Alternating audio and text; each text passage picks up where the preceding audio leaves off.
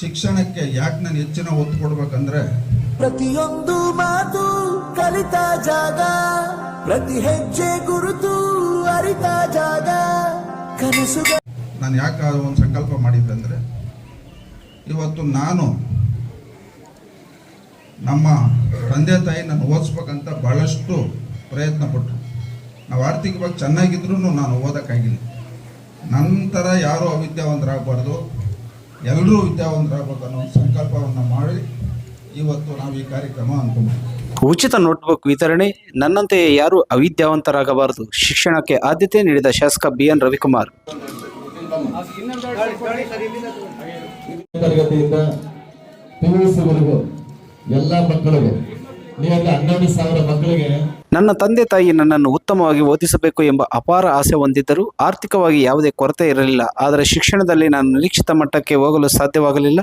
ಅದಕ್ಕಾಗಿಯೇ ನನ್ನಂತೆಯೇ ಈ ಕ್ಷೇತ್ರದ ಯಾವುದೇ ಮಗು ಶಿಕ್ಷಣದಿಂದ ವಂಚಿತವಾಗಬಾರದು ಎಂಬ ಉದ್ದೇಶದಿಂದ ಪ್ರತಿ ವರ್ಷ ಸರ್ಕಾರಿ ಶಾಲೆಗಳ ವಿದ್ಯಾರ್ಥಿಗಳಿಗೆ ಉಚಿತ ನೋಟ್ಬುಕ್ ವಿತರಣೆ ಮಾಡುತ್ತಿದ್ದೇನೆ ಎಂದು ಶಾಸಕ BN ರವಿಕುಮಾರ್ ತಿಳಿಸಿದರು.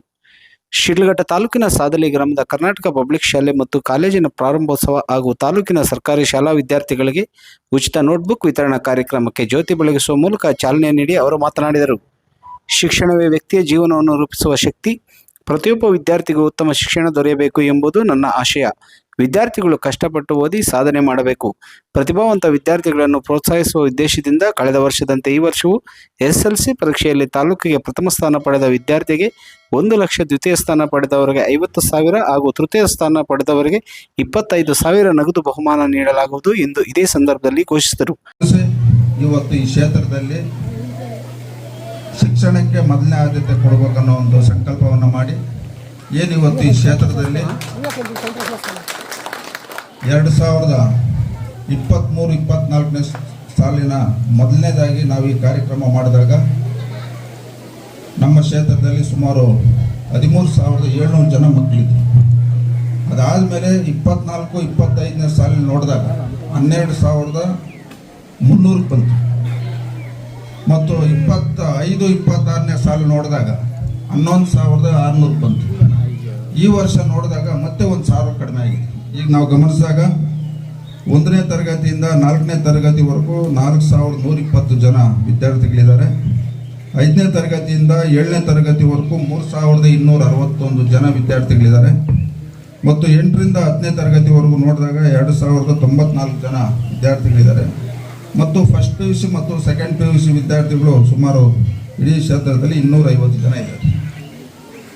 ಇವತ್ತು ನಮ್ಮ ಚಿಲಕಲನೂರು ಹೋಬಳಿ ಸೇರಿ ಈ ಒಂದು ವರ್ಷದಲ್ಲಿ ಸುಮಾರು 11,250 ಮಕ್ಕಳು ಇವತ್ತು ಇದುವರೆಗೂ ಹಾಜರಾತಿ ಆಗಿರ್ತಕ್ಕಂಥ ಒಂದು ಫಲಿತಾಂಶ ನಮ್ಗೆ ದೊರಕೈತೆ. ಏನಿವತ್ತು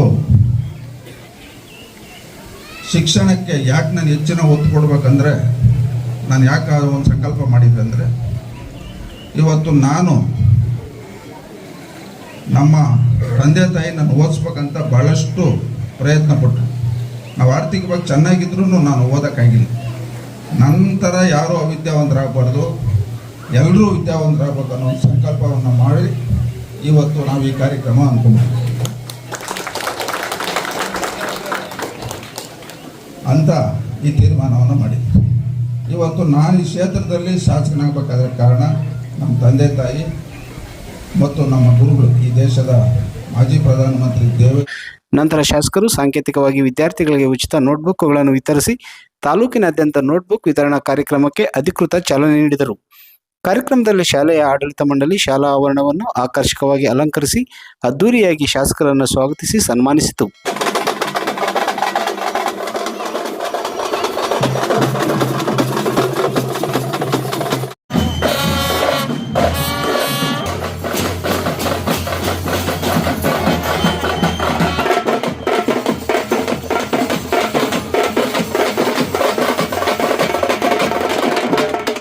ಕಾರ್ಯಕ್ರಮಕ್ಕೆ ಆಗಮಿಸಿದ ವಿದ್ಯಾರ್ಥಿಗಳು, ಪೋಷಕರು ಹಾಗೂ ಸಾರ್ವಜನಿಕರಿಗೆ ಅನ್ನ ಸಂತರ್ಪಣೆ ವ್ಯವಸ್ಥೆಯನ್ನು ಮಾಡಲಾಗಿತ್ತು.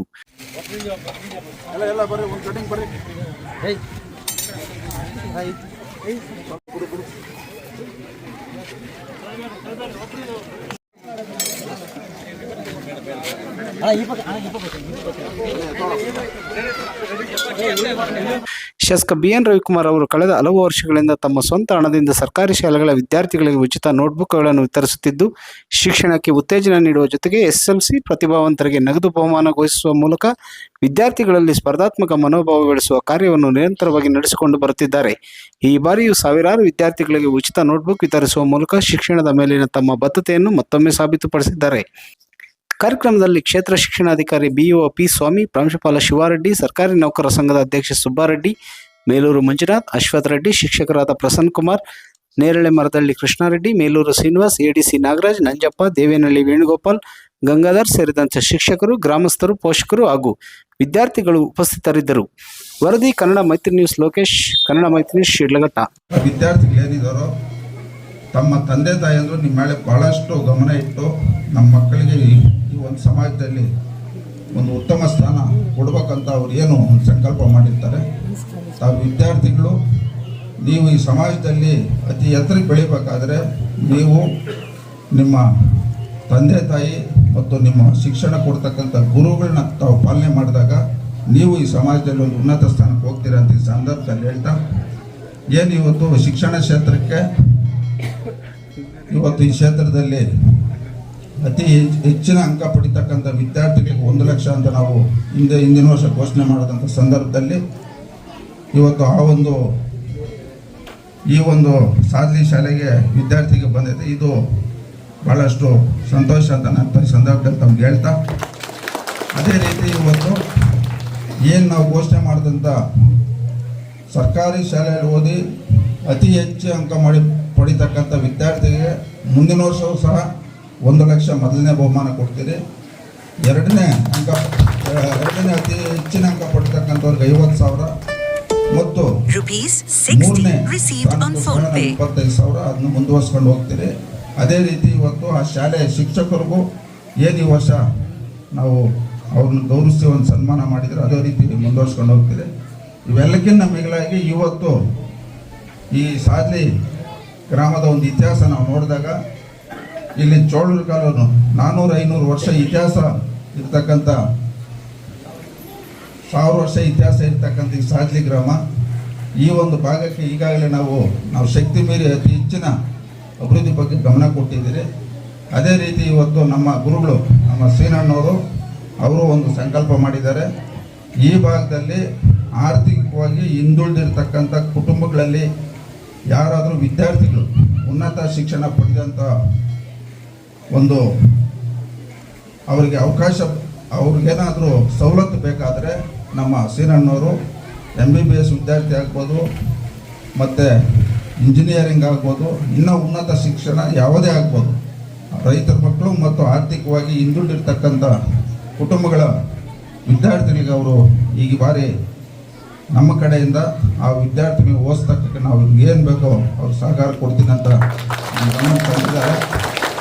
ಈ ಭಾಗದಲ್ಲಿ ನಮ್ಮ ಮುಖಂಡರು ತಾವಿದ್ದೀರಿ. ಯಾರಾದರೂ ಅತಿ ಹೆಚ್ಚಿನ ಅಂಕ ಪಡೆದು ಉನ್ನತ ಶಿಕ್ಷಣ ಪಡೆಯುವಂಥವ್ರಿದ್ದರೆ ತಾವು ದಯವಿಟ್ಟು ನಮ್ಮ ಹತ್ರ ಕರ್ಕೊಂಬರಿ, ಅವರಿಗೆ ಎಲ್ಲ ರೀತಿ ಸಹಕಾರ ಕೊಡ್ತಕ್ಕಂಥದ್ದು ನಾವು ಮಾಡ್ತೀರಿ ಅಂತ ಹೇಳ್ತಾ, ಅದೇ ರೀತಿ ಹಿಂದೆ ನಮ್ಮ ತಿಮ್ಸಂದ್ರದಲ್ಲಿ ನಮ್ಮ ಇವ್ರು ಬಂದಿಲ್ಲ, ಹೊಸಂದ್ರಲ್ಲ ಶೆಟ್ಟಳ್ಳಿ ಒಂದು ಶೆಟ್ಟಿಗೆರೆ ಒಬ್ಬ MBBS ಸ್ಟೂಡೆಂಟ್ಸ್ಗೆ ಅವ್ರ ಕಡೆಯಿಂದ ಏನು ಪ್ರತಿ ವರ್ಷ ಫೀಸ್ ಕಟ್ಬೇಕು ಅವ್ರ ಕಡೆಯಿಂದ ಕಟ್ಟಿಸಿ ಅವ್ರಿಗೂ ಒಂದು ಅನುಕೂಲ ಆಗೈತೆ. ಅದೇ ರೀತಿ ಈ ಭಾಗದಲ್ಲಿ ಯಾರಾದರೂ ಇದ್ದರೆ ನಮ್ಮ ಗಮನಕ್ಕೆ ತಂದರೆ ಆ ಮಕ್ಕಳಿಗೆ ಒಳ್ಳೆಯದಾಗ್ತದಂತ ಈ ಸಂದರ್ಭದಲ್ಲಿ ಹೇಳ್ತಾ, ಇವತ್ತು ಕಾರ್ಯಕ್ರಮವನ್ನು ಈ ಭಾಗದ ಎಲ್ಲ ಈ ಶಾಲೆಯ ಶಿಕ್ಷಕರು ಮತ್ತು ಈ ಭಾಗದ ಎಲ್ಲ ಮುಖಂಡು ಅಚ್ಚುಕಟ್ಟಾಗಿ ನೆರವೇರಿಸ್ಕೊಳ್ತಾ ನಮ್ಮೆಲ್ಲರಿಗೂ ಹೊಂದಿಸ್ತಾ ನನ್ನ ಮಾತನ್ನು ಮುಗಿಸ್ತಾ ಇದ್ದೀನಿ. ಜೈ ಹಿಂದ್, ಜೈ ಕರ್ನಾಟಕ. ಅದೇ ರೀತಿ ನಮ್ಮ ಹೊಸದಾಗಿ ಕ್ಷೇತ್ರದ ಶಿಕ್ಷಣ ಅಧಿಕಾರಿಗಳು ಬಂದಿದ್ದಾರೆ. ಇವತ್ತು ಅವ್ರು ಹೇಳಿದ್ರು ನಾವು ಈ ಕ್ಷೇತ್ರಕ್ಕೆ ಬರಬೇಕಾದ್ರೆ ಈ ಎಲ್ಲ ಕಾರಣಗಳಿಂದ ನಾವು ಬಂದಿದ್ದೀರಂತ.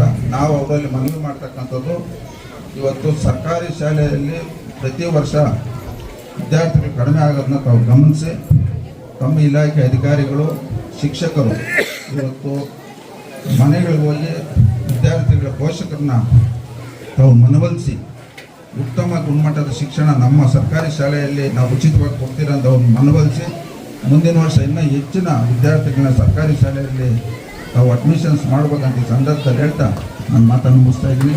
ಜೈ ಹಿಂದ್, ಜೈ ಕರ್ನಾಟಕ.